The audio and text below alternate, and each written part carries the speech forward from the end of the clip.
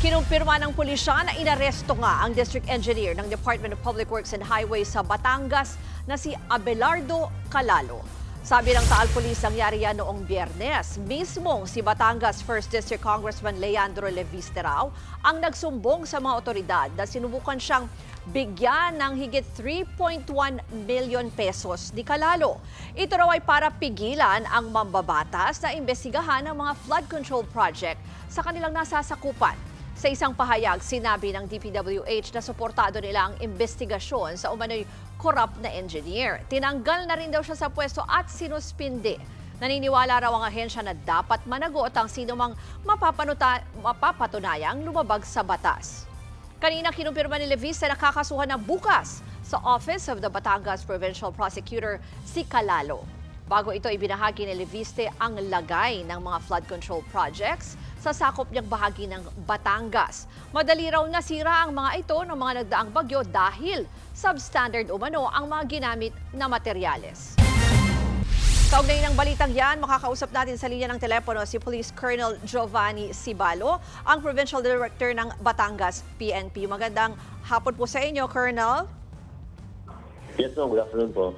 Pakibigyan po kami ng detalye, paano po ba naaresto itong si Engineer Calalo at anong mga ebidensya ang hawak nyo sa ngayon?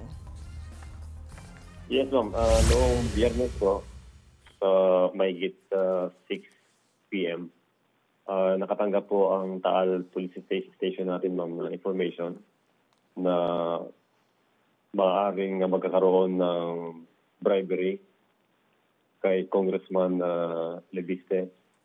Kaya nagtungo po agad ang ating pulis doon sa lugar kung saan nila ibinigay, ma'am. At naabutan po nila yung suspect at saka yung ebidensya na nakuha natin, ma'am.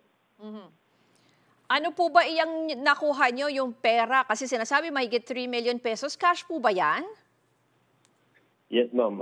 Na-recover sa possession niya ang isang green na eco bag na may laman na 3,126,900 pesos.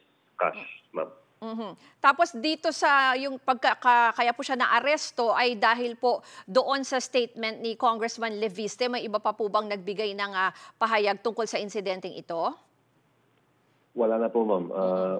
Meron lang kasing report, ma'am, coming from the office ni Congressman at nagsagawa po tayo ng police operation, ma'am, doon sa lugar na binigay. So sa ngayon po ay nandyan sa inyong kustodiya itong si Engineer Calalo? Yes, ma'am. Nakapiit po ngayon sa piitan ng Taal Municipal Police Station at ang kanyang mga karapatan naman ay inobserbahan ng ating kapulisan, ma'am. Nagbigay na po ba siya ng pahayag? Meron na po ba siyang abogado? Noong Sabado, ma'am, ay may nagtungo po doon na abogado niya. Pero as far sa official statement nila ay wala pa po. Pag ganyan po ba, anong susunod na mangyayaring proseso po? Kasi sinabi na rin po ni Congressman Leviste na posible siyang magsampa ng reklamo bukas. Yes, ma'am. Kukuhanan po namin sila ng affidavit, the complainant at saka ng suspect, ma'am. Tapos bukas po isasampa yung kaso sa piskalya. Bukod po dyan sa mismong pagkakaaresto, paano po yan? So pinuntahan niyo yung opisina, ano pa yung mga ibang prosesong involved? Siyempre yung usual po na nagkaroon po ng medical check-up din yan, ano po? Yes, ma'am. Standard naman po sa ating kapulisan yun na kapag may nahuling suspect, ay dadalhin po sa isang pagamutan para ma-check yung medical condition niya. At yun po ang ginawa ng ating pulis, ma'am. Pinala po siya sa Lemery District Hospital pagka-arresto sa kanya, ma'am. Pero kung sakali po ba na bukas pa isasampa yung reklamo, mananatili po ba siya sa inyong kustodiya? Paano po yung mangyayari? Yes, ma'am. Nasa custody po ng PNP. Malaya naman siya na dalawin ng abogado at kung meron siyang pili na manggagamot, ma'am, para ma-check yung kanyang health conditions. Pero hindi pa po yan... Alam naman yun, ma'am. Pinapayagan naman namin yun, ma'am. Opo, pero pag ganyan po ba, hindi pwedeng mag-bail o depende yan sa isasampang reklamo? Paano po? Depende po, ma'am.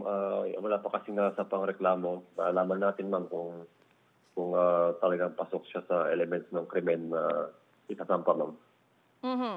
So hanggang bukas po, sigurado po yan na nasa kustodiya niyo po siya. Hindi po siya pwedeng i-release, ganun po ba? Yes, ma'am. Under custody ng PNP. bukas po ay escort siya sa piskalya para sa pagsasampa ng kaso mo. Alam niyo na po ba kung anong partikular yung reklamo?